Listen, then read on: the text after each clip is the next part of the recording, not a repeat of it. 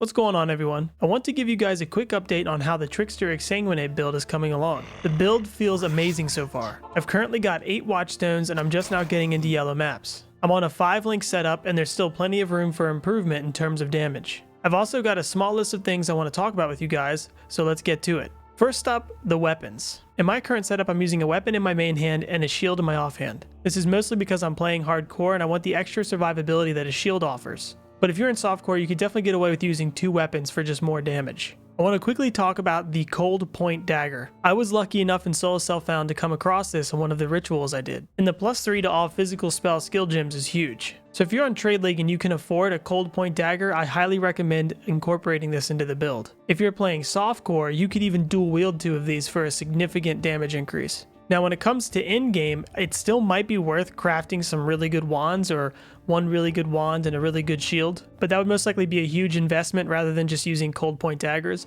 and I'm not even entirely sure that they would be better than using a Cold Point Dagger. Another really good item to look out for would be a hunter-based amulet that would give you a +1 to all strength skill gems. Considering this setup uses quite a bit of strength skill gems, you would be getting a lot of extra damage. So with this hunter amulet and Cold Point Dagger, you'd be getting a lot added to your Corrupting Fever, Herald of Purity, your Vulnerability, Exsanguinate, and when you switch to your low life build, even Pride. And your hunter amulet would apply to your support gems like your Brutality or Cruelty if you choose to use that. Another thing I don't think I talked about in my original video is incorporating Corrupting Fever into the build. If you already haven't figured this out for yourself, you should definitely be using Corrupting Fever on a 4-link alongside Exsanguinate. The damage increase you get for using Corrupting Fever into the build is enormous. And my currently linked setup for Corrupting Fever is Corrupting Fever, Brutality, Swift Affliction, and Efficacy support. Also, you should be looking for the new base type of gloves called the Apothecary Gloves. These gloves give you an implicit of just increased damage over time, and ideally you would like to roll a pair of these with an Essence of Delirium, which gives 30% more damage over time to socketed gems.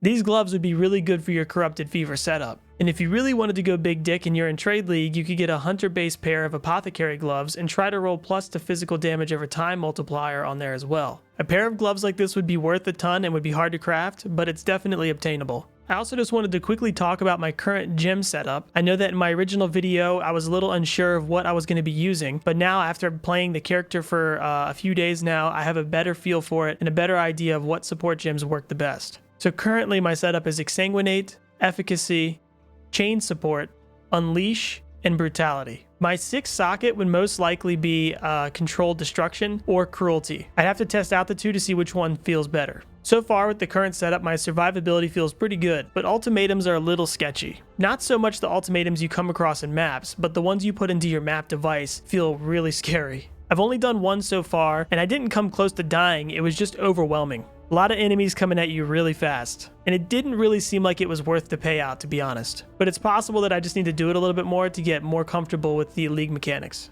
I also want to remind you guys that in the POB there's a notes section, and in that notes section I talk about different item bases that you could look out for crafting. And there's quite a lot you can do for this build to up the damage. I mean, just my build, for instance, I'm missing a 6th socket, and I'm also not using Pain Attunement yet. Just those 2 things alone would be huge in terms of damage. And I haven't even started to dip my toes into crafting items that are going to increase my damage even further. Before I end this guide, I wanted to talk a little bit about my leveling experience as well. Initially I leveled with Blight, Essence Drain, and Contagion because the trees are very similar. But at the end of Act 1 I picked up Exsanguinate, and I wanted to try leveling with this ability first just to see if it was any good. And personally I did not like it that much. I feel like Exsanguinate feels pretty bad until you can get Unleash and Chain Support at the end of Act 4. I would most likely level with Caustic Arrow or Toxic Rain until you can get your hands on Unleash and Chain Support. You could of course stick with Essence Drain, Contagion, and Blight if you're more comfortable with that setup as well. I also want to mention one of my moderators helped me create a path of building with leveling trees to help make the leveling experience a little easier. The link for the POB is in the description below. And that's about it. I'll be sure to keep you guys updated about the build over the coming days. Make sure to stop by my stream where I'll be playing this build pretty much every day. If you liked this video or found it helpful, let me know by giving it a thumbs up. And be sure to subscribe for more gaming related content.